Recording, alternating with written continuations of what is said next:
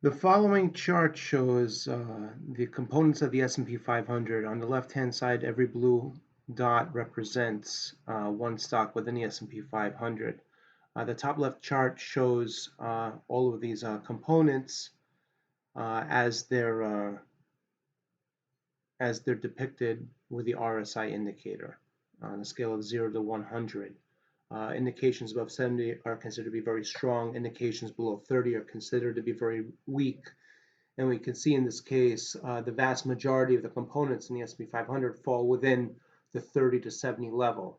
Now, on the top right-hand side, we see the RSI count, and this shows us actually the number of stocks with an RSI at every specific level. So, for example, there's the greatest amount of stocks that have an RSI reading between 65 and 70, and then we have a slightly lesser amount, about 80 components with an RSI between 70 and 75.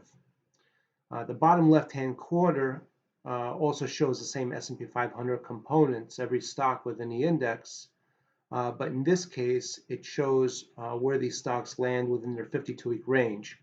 So we can see it's pretty evenly dispersed. A more detailed look is on the right-hand side, where we see the highest indication says 40, and that shows us that around 40, 45 components of the S&P 500 are within a 40% bracket of their 52-week range.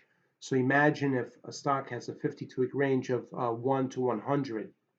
Well, 45 components are registering a 40% reading, meaning $40 a share between a range of 0 to 100.